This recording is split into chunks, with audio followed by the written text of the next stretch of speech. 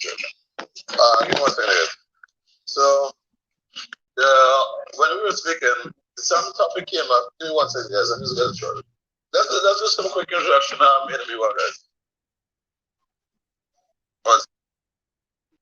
Sean trying to act like he's a man in that house and he's got to go look for You are so fucking cute. I got a beautiful 1-year-old that's seated right now. Oh, and she's got you a and yes, she does, 100%. So if she sees me downstairs, then you guys are gonna have to like, where the chunk go? Cause that little baby right there is priority. Especially when she saw little baby like clapping hands. Like, come here. Now she knows she has me under control. You know when? Here's one declaration I'll make, guys and girls here on the stage. A daughter will make a man of you, sir, guys. I'll say it again slowly. A daughter will make a man of you. Because with my boys, it's easy for me to just see the fucking boy I am. Come beat up, go come to the fucking world, go get shit done. But when a girl look at you, you have to like completely change everything to be like, okay, how do I understand this little creature? Well, it takes a fucking man to change, to understand everything the opposite of what he thought he once knew. Because my son, I could reason with him when he was younger. My daughter just has to basically, I can't try to understand her. I just have to be there to, how do I put it then? I want to find the right word. I will get into that right now. This is 10:30. I don't want to get lost in that conversation. Let's start with this one, guys. So here's what I got from Anna. And I mean, I know you're okay to talk about this anyway. Here's what I got from Anna when we were speaking, guys. Anna's not going to put all the burden on her husband for every fucking thing in life that she wants. She's going to go out there and seek whatever she needs fulfillment for, obviously maintaining the moral grounds of her marriage. Is that correct, Anna? Am I saying it correctly? Yep, I would wrap that up. That sounds right. What's that? And the way in which, because I even find myself in the room, in some of these toxic ass rooms. And it's not necessarily always toxic. It's just different perspective than we're accustomed to. What do you say to that? What we were talking about is some of these women groups and all the women power and all that. And just the idea of having a women group or women power just seems all wrong to me, because don't you know you have all the power? Why do I need a group of just all women like talking about this? I don't see the world the same way that the average woman does. I don't see myself as a victim. I am empowered to do all things, whatever they may be, and there's a mutual respect and equality between my husband and I. Now, he will still open the door for me, and he will still be a man in the traditional sense of what a man should be. But when it comes to my own thoughts, my own wishes, my own goals, whatever it should be, they're not his responsibility. And I come from a very old-fashioned culture.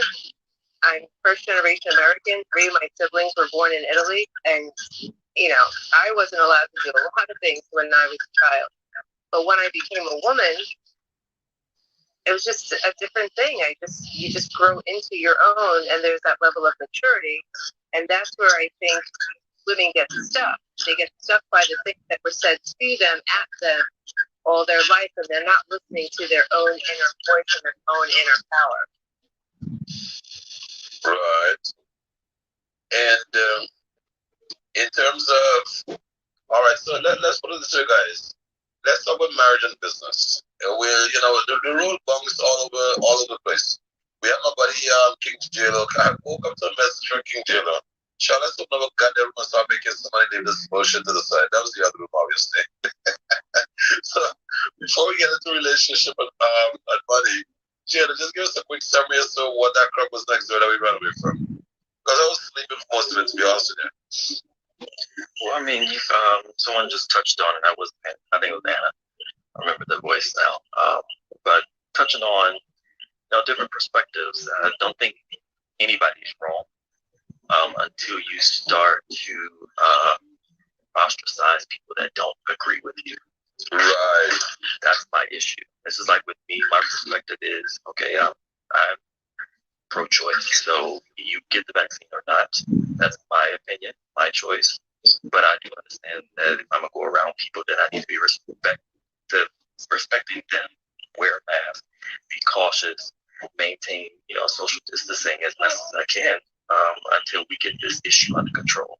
But that doesn't mean that you're going to force me to take something that I don't want to take. So don't make me feel cast away just because I don't agree with doing X, Y, Z. So that's kind of what I was getting from the conversation. And I did a little post. Some people in my DMs triggered by it, but that's just my thought. If everybody's pro-choice about abortion, then allow me to be pro-choice about vaccinations. Well, Judge, it's pro-choice. Period. That's right. And the formula runs across the board and everything that we do and everything that we speak on. So that's what it looks like. But putting that to the side, let's touch on something. It's 10:30 at night here in the East Coast. Let's touch on something that's a little more powerful, guys, because Anna is one of the group. And Anna, if you think we're talking too much in public, just say the word, because just like myself, just like you, I believe you have no fucking shame. So, I would say, you can tell them whatever you want. I like that. That's all about you. Appreciate that. So guys, let's take a look at this now. Let's look at business and relationships, right? When there's a period of your time where you kind of spend focused on spouse and all this kind of fucking bullshit, and then you realize that if you're living for your spouse, you're in trouble. Because if you're living for your spouse, all they want is your time. This is just my personal experience. Everyone can share their own. But what I did, I shift living for my spouse to living for my kids, and being the example that my kids can look up to me like, oh shit, that's really possible. And when I started living that way, I recognized that I think everything is going to be okay with the spouse. Because here's the thing, when you live for the spouse, the spouse are requiring time from you. I'm speaking from a male perspective, guys. And you guys can give me your perspective on it. When you're a male in business, and the woman rightfully is requesting time and space and energy and attention, all this kind of good stuff, you can get lost in that fucking era, or I just choose to get lost in the era that I'm going to keep fucking creating extraordinary shit until one day I can sit back and look back and be like, whoa, we really did that. And then I'm going to get to a point where when the kids are asking, okay, what is success? What does success mean? What is hard work? How do you make your way through life? I really want to be one of those people that they can come and ask the question and I can honestly answer them. And my answer must be backed by the results that we have gotten. So I just made a very tough decision years ago that I'm going to start living to create extraordinary shit, that when my kids ask me, Daddy, what does success fucking mean? Let's have that conversation and read my biography. Is that one of those things? Because I'm sick and tired of parents trying to tell kids what success means, but they can't fucking show them what that is. And then when you get into their excuses, it kind of fucking lends itself back to their spouses. Is that making any sense to anyone here on stage? Let's see how we can pick up on that. Let's start with Anna first, or not. Go for it, Anna. I guess what I could say to that is the first 20 years that John and I worked together, I was a different person, and I had different responsibilities. Our boys are 20 and 22 years old now. So I've done that part, and I did it really well. I was a stay-at-home mom for 9 years. I was a domestic diva. I had that shit down. Like, seriously, I was great at it.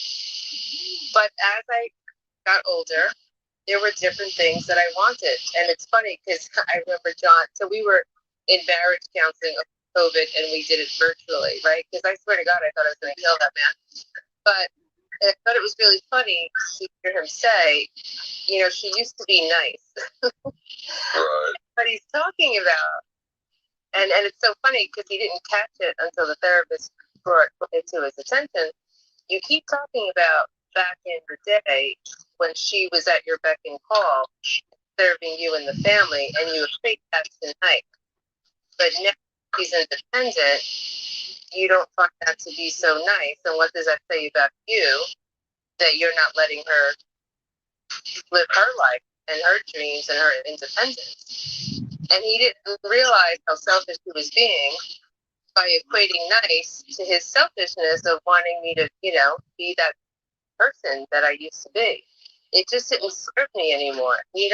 Guys, ladies, and men, we evolve. Like, we change, we grow, and you're supposed to grow. And if your partner is not willing to grow with you, or at least accept your growth, there's a problem, right? So he had to acknowledge that I was not put on this earth to serve him. And that was hard. But, and don't get me wrong, I'm still like, I cook all the time. I take care of that. I mean, I don't clean the house anymore, but, we have someone who does that and whatever. I cook because I enjoy it. And we always have family dinners together and host, family here, and they stay over for days and all that stuff. And I just get complete joy and pleasure out of that. So I do that part too. But I also started growing a business some years ago, and it really took off. And it wasn't about the money. And when he understood that, I had this other purpose, other reason for doing it that had nothing to do with money. And it was only when he can finally come to terms with it.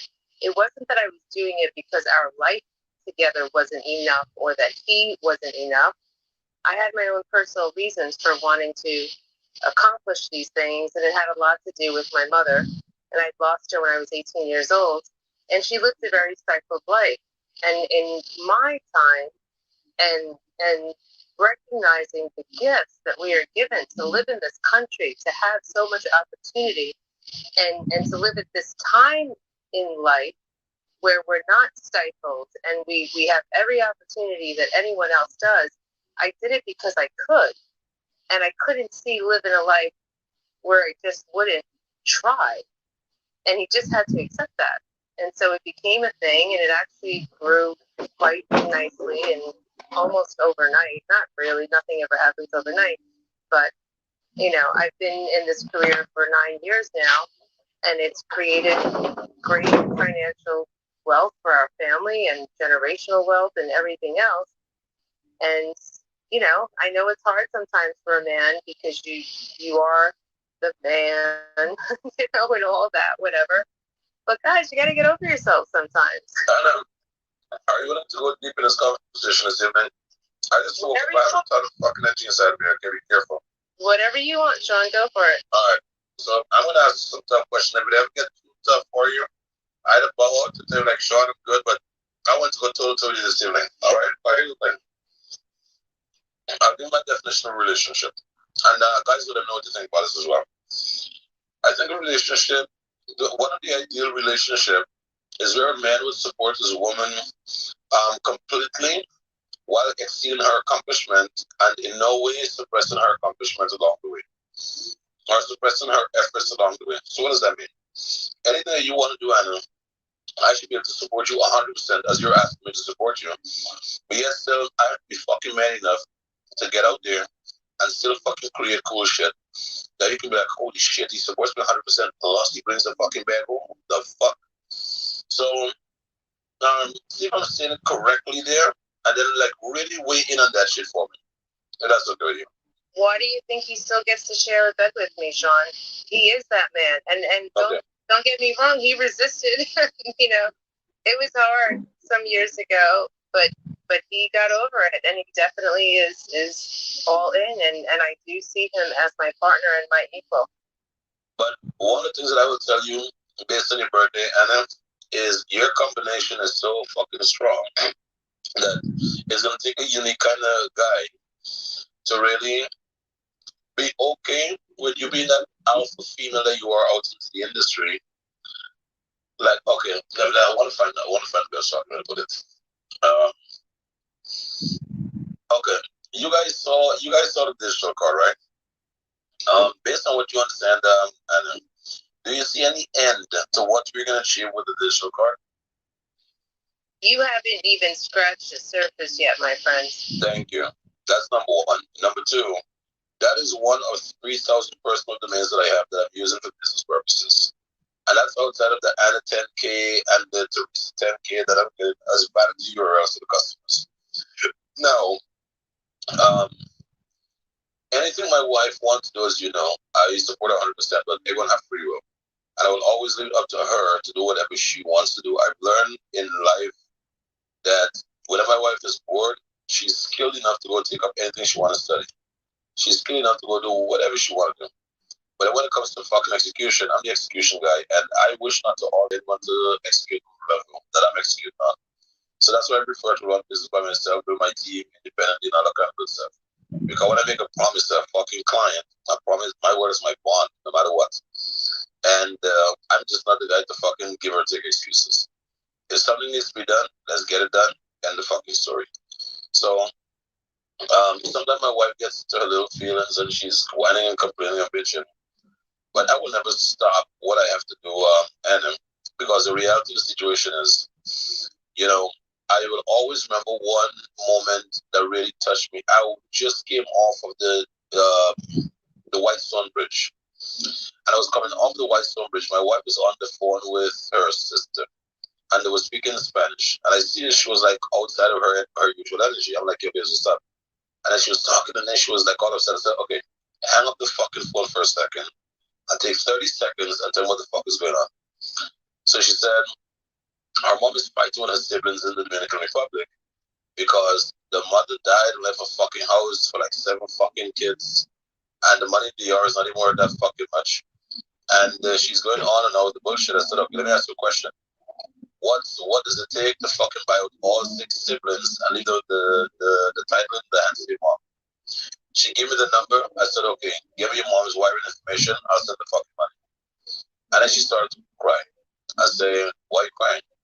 She said, you bought my mom a house. I didn't buy your own fucking mom a house." I said, "Because respect me, my mom don't give 2 fucks for this kind of fucking bullshit that you guys are fighting about.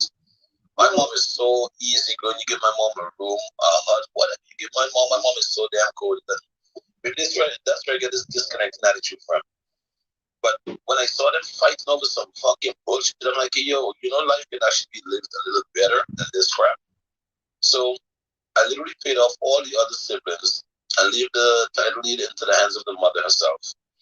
And then I told her I don't want anything in return. I just don't want to hear my wife bitching and complaining over some simple bullshit. And when she started to cry, I asked her, I said, "Why are you crying?" I said, "This is why I work so hard. Because when it's time to do these kind of stuff, I want to just be able to pull the trigger without having to think about it or having to plan it or all this kind of crap." And, sometimes women are asking, "Oh, I need more time, I need more time, I need more time." And prior to this relationship, my ex was Italian. And they have a house in Williamsburg. The house is worth like $2.7 million. And before her dad passed, her dad constantly at the fucking dinner table on Sundays was depressed over a decision. He wanted to buy a second house in the same street for like, let's say $78,000. And his wife told him no, she wanted to spend more time with the fucking family. He did not purchase that house. And I watched that old man in his years worrying about money and being afraid to die because don't know if the kids gonna have enough money to live. And he said, if I had bought that house when I was younger, that would have been my retirement and I won't have anything to worry about.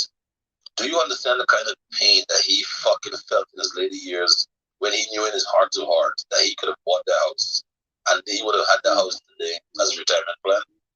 When if anything goes wrong, at least it would have been there. And then when I saw the pain and the fucking suffering that he was dealing with, that he couldn't go back in time because the wife needed more time.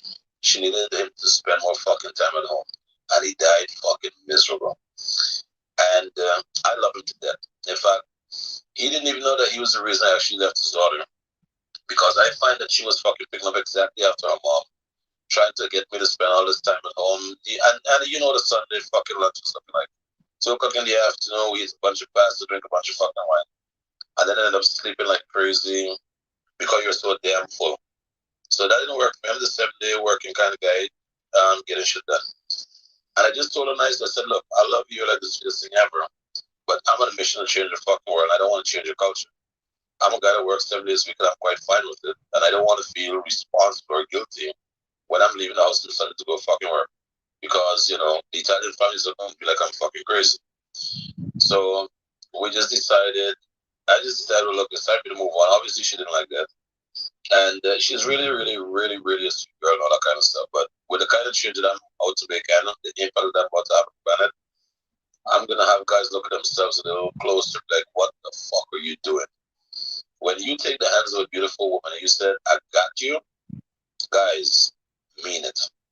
Don't say "I got you" when it's fucking convenient. Say "I got you" and leave the conversation right here. I got you. That's it. You don't have to worry. You don't have to be concerned. You don't have to go there doing anything against your will. You don't have to go to fucking work if you don't want to go to work for a purpose, not for a fucking paycheck.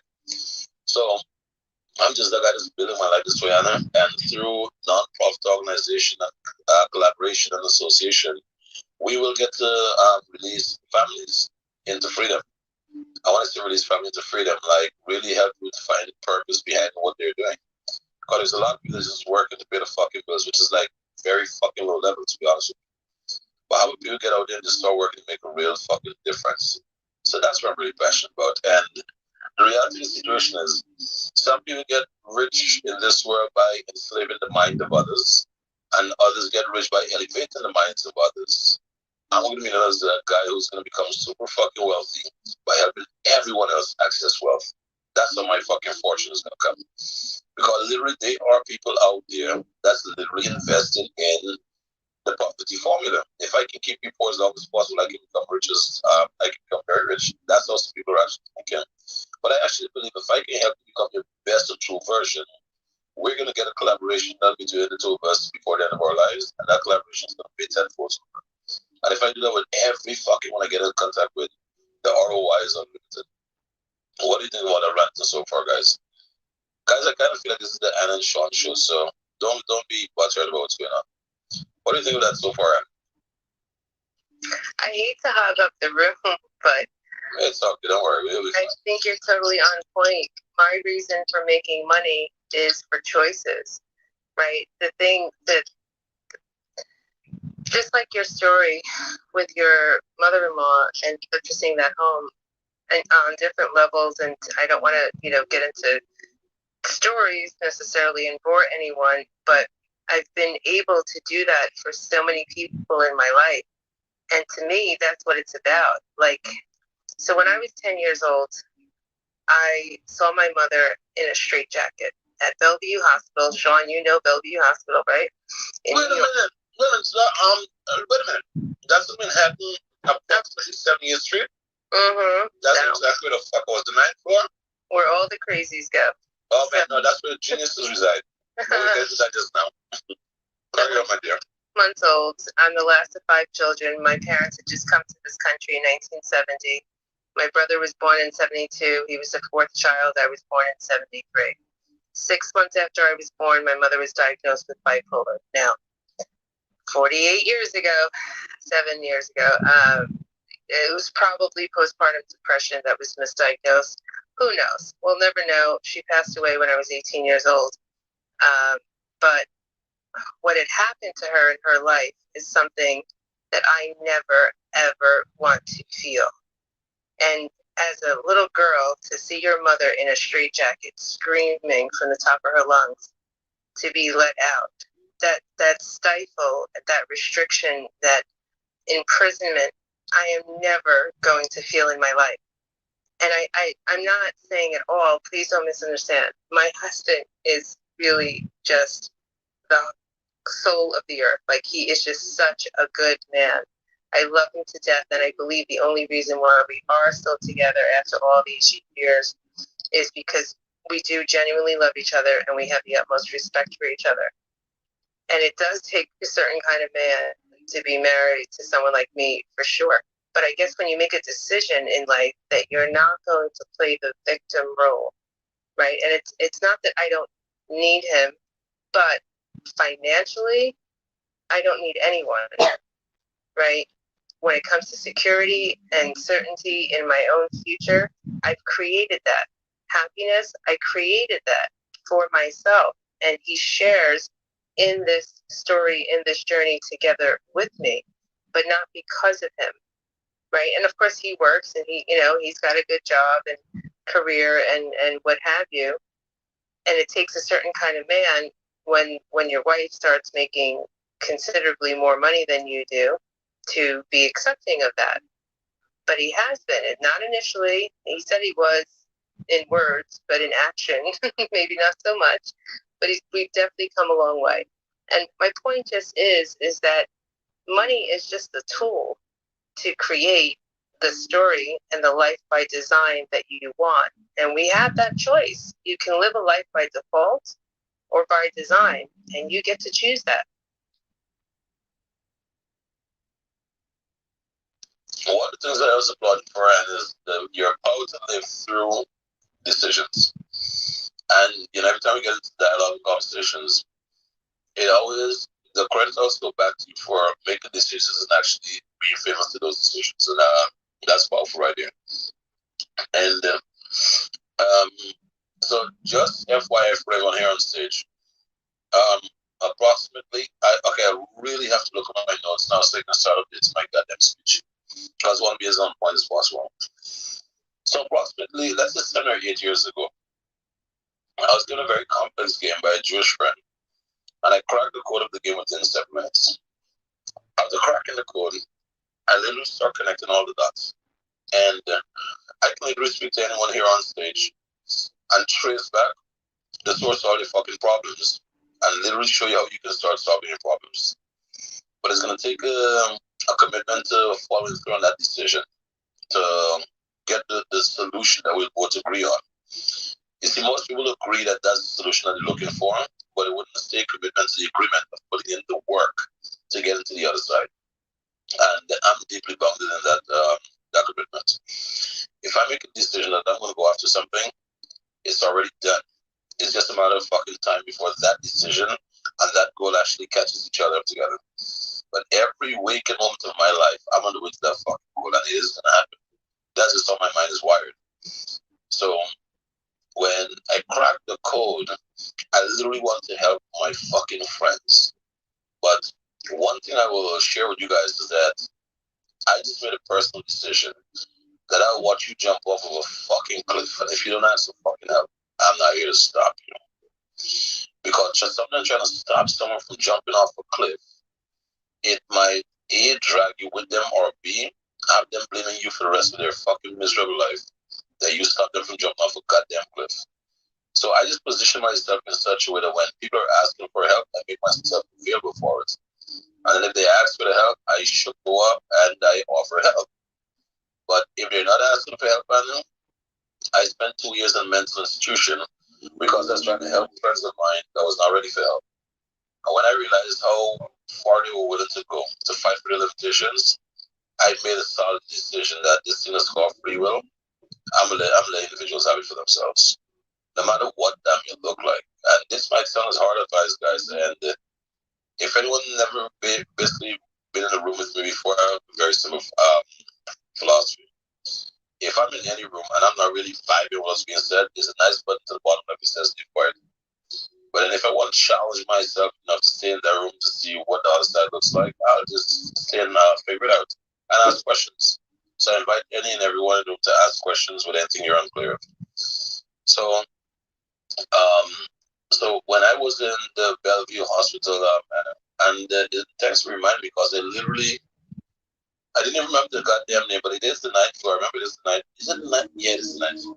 So when they got me there, long story short, is like this.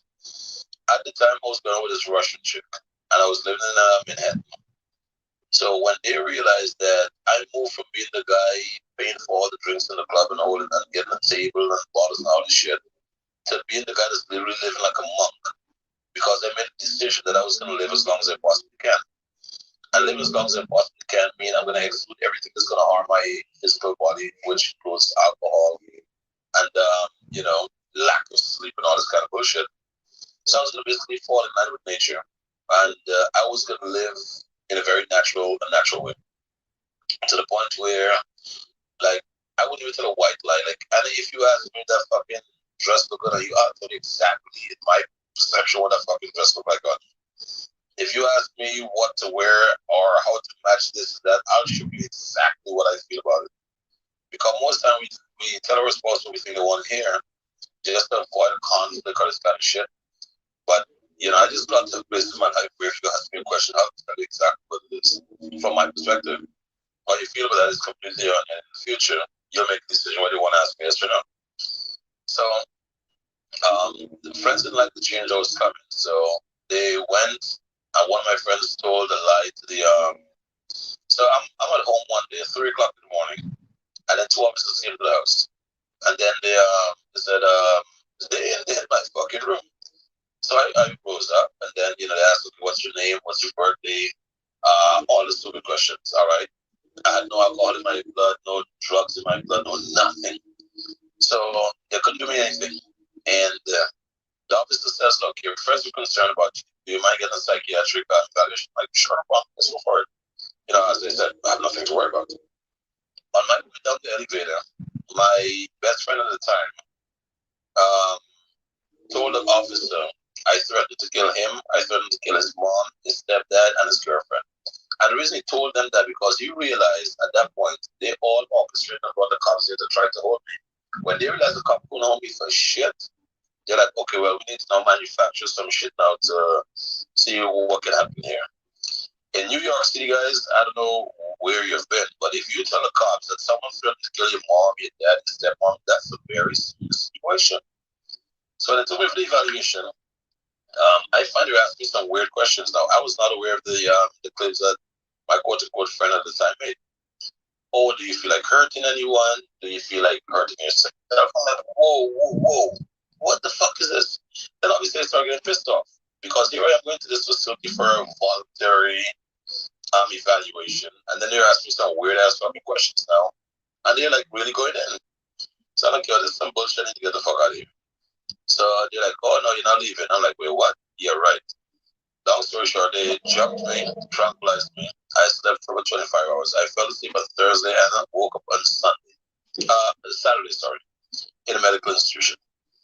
So when I woke up there on Saturday, they told me, I said, oh shit, I'm just then I probably went to the club, drank too much, passed out, and I probably ended up in the hospital for IV or something. And, that's the end of the story. Okay.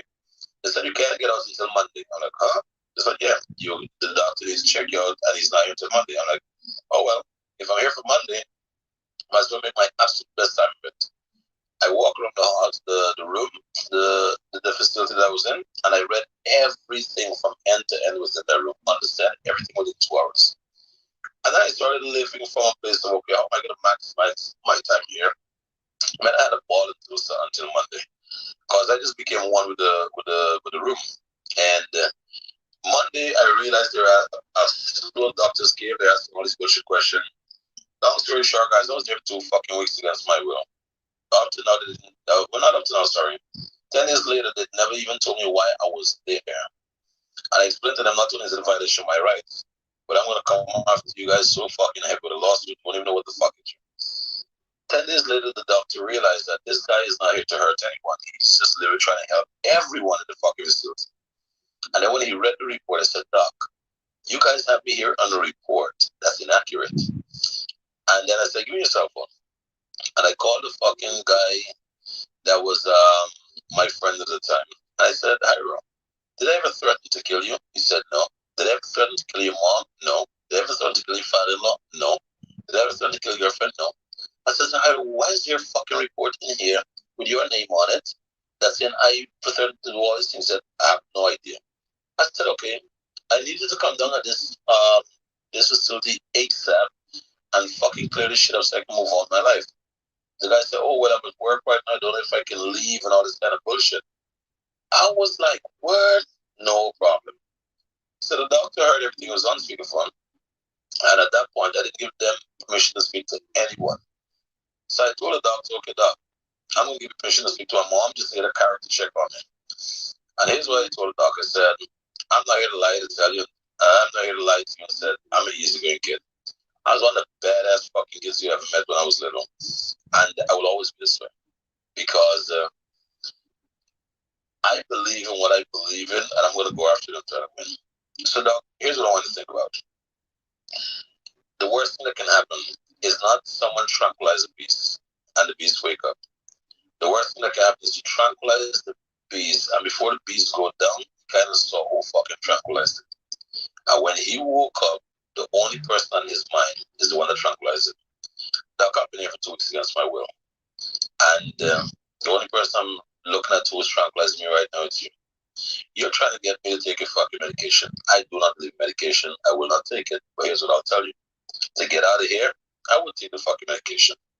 But I can promise you one thing. I'm going to purge myself of those medications. I'll get them out of my system. And when I'm ready to fucking come after you, there'll be nothing on this planet to fucking save. Let's just say 2 days after that, Dana, I was out of that place. I just made a commitment to live and completely build my platform to the point where I can acquire all the resources I need to help make the impact that I need on this planet. What's your take from that so far? Guys, as I said, if you guys feel punished in this evening, no problem, grab some popcorn or just one rooms. Anna, what's your take on that so far? I know the feeling to feel like just at the bottom and kept down, and you had no free will in that moment, and the rest there you go. is not going to be that way. There you go. And that's why when I tell you I live from a very relentless fucking place right now, there's nothing that can fucking stop me out, man. Anyone that comes against me right now, I don't think they understand what they're fucking coming against. Because I just made a fucking decision in my life. Never again will I lose control. Never again. And when they had me in that room 2 weeks against my fucking will, which I know in my heart of hearts, I did nothing to fucking be there. I just made a decision that I was never going to lose my freedom like that again. No, sir. No, sir. And that's my fucking driving light, Anna. That's my life right there. So when people bring the little small issues before me, thinking it's enough to distract me, man, you got nothing coming. They have no idea the amount of universal fucking energy that I have with them. That's what I'm and one thing I'll tell you for sure, and whatever you invest in will expand. So it's always good to expand in good, because if you invest in good, good will expand. If you invest in bad, bad will expand. They would like the negative impact of that shit. So it's always best to invest in good. So what do you want to share so far, Anna? I want to give the rooms to the other people here because I don't want to be a hog. I'd like to hear from Coach RM or Jade. Coach RM is doing his recording in the background to the live stream. Jade, how are you, my dear? Jade and Cheryl, welcome to see you, Jade. How are you? All right, Jade is looking for the mute button. She's probably unlocking her phone. Jade is probably saying, fuck that shit, I'm not in Sean. Jade, which one is it for you? All right, I couldn't tell you. And John is in the room. That's my via right there. John is want to take care of all our postings, all our social media postings, and Coach is the one that makes all the videos. Cheryl Banks is in the building. Cheryl, you want to come up? Come up? No? Yes? Back to you, Anna. You tried to escape that one. It's not going to work. What else is on your menu, Anna? Nothing really. I'm just getting ready for bed, and it's always nice to end the night to have a little chat with you, Sean. But no, a lot of what you say resonates with me, and I think you do have to, though, bring your wife into your vision because, I believe that she loves you, that she means well, but her need to be needed or needy, I should say, is just an insecurity that she probably has no awareness to. And John does that sometimes, but when I bring it to his attention that this is what I need, I'm doing this for my own growth and enjoyment, and I need you to be okay with it. So figure your shit out, When you speak, you actually just made something very clear to me, and it comes from my belief again. Again, I mentioned to you free will. Free will. I genuinely believe in free will. And as much as you may see the solution being crystal clear and profitable where certain things are concerned, free will comes into play. And I just made a fucking promise, no matter how lucrative, and you know me, you would discuss certain stuff. Doesn't matter how lucrative a situation is. If free will is not involved, I'm not getting involved in it at all. Because I've seen relationships go fucking left. Because you're trying to help someone benefit, and look how you can find the answers in my story you get there at. Because you know what we spoke on, and just because of this free will conversation, I choose not to even touch the topic. Because I don't want to destroy good relationships over something someone else is not ready for. Again, no matter how profitable it might turn out to be. You follow me? But that goes back to the emotional intelligence, Sean. And part of that, to have a high level of it, is to be some level of compassion for those who haven't arrived yet, right? And just recognizing or finding the patience for those in your life that don't just have not acquired that yet. And that's why I wanted to basically get to where they need to get on their speed and not yours. As I mentioned to you, Anna, free will is what allowed me to just be. Free will is what allowed me to just be. I can be anywhere at any time, just being. And the reason for that, I will not take the responsibility for changing you. I will take the responsibility to helping you become a better version of yourself if you give me permission to. But if you don't give me any permission to, I have enough time to go work on my damn self. And that's what I focus to do. Because at the end of the day, if someone is not coming clearly said, look, I need help in this area, this area, this area, and this is the price I'm willing to pay. And the price of my role is just to be fucking coachable and be accountable for the things you say you're going to do. If you can't be those two things, I have absolutely no desire to be nowhere. Because all you serve to me thereafter is a fucking distraction. And it's not even your fault. You declare your truth and that's fine. Then I need to live from my truth. Make sense? No, it does. It absolutely does. I want to empower as many people as I can in my lifetime. I'm not interested in wanting something more for that than they want. But when they want it, they ask for that help of us. Then you show up. I'm definitely there to show up, but I'm not doing it for anyone. They've got to do the work. That's right. I don't want it for themselves. So I think it's a great point and a great share. And I think I wish for more people to be open to the reality that they have the power within. They're choosing to stifle it, to suppress it, because of fear of other things that they don't want to change or lose. And I think you and I just don't come from a fear of loss. And we know that we're in control of creating what it is that we want. So I'll leave you with that. And I will wish you a good night and sweet dreams. And I definitely have to get to bed because I'm going to a workout class at 8 o'clock in the morning, kickboxing. So if I get my beauty, I'm just in rare form tomorrow morning. You got it. Well, I have put in my hour. So I'm going to go down to some of these rooms this evening and see where I can have some fun because I have a lot of energy. At this stage right now, with my boy Nelson is at 1.1K. There's 1,000 people in the room right now. And then we have another one here with Brandon and these boys at 140.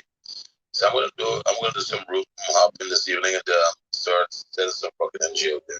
Well, you go enjoy it, and if it's really, really great, then text me and tell me to wake up and get into that room. Otherwise, I'm gonna go start dreaming. You dream before you fall asleep. I create dreams before I fall asleep.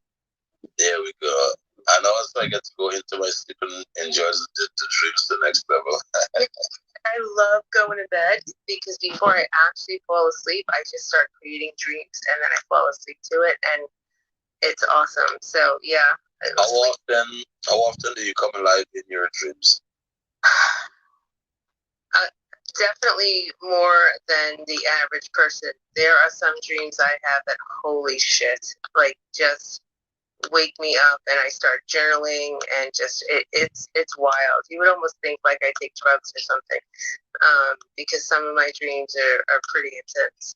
The reason I ask you that question, I literally, when I'm in a very peaceful state, and that comes through meditation and really focusing on separating yourself, I literally come alive in my dreams and I can actually get to mend relationships, create things, envision, experience, all kind of fucking good shit. And then I become aware that I'm actually alive in my dreams, and you can only imagine how much fucking fun I can have. because they know death is not an option. And if you know death was not an option, how would you live? Because the only death was waking up. So believe you me, sweetheart, I have a lot of fun with that shit. All right. Well, you have a great night, everyone else. Awesome night. And you too, my dear. Oh. Coach, all right, pleasure. Jade, a pleasure. John, Cheryl, and Tashara. It was awesome being here. Let me go bounce from these big stages right now and make some noise. All right. Love you guys much. See you guys back tomorrow morning at 10 a.m. Eastern Standard Time. As you normally send the videos. Peace.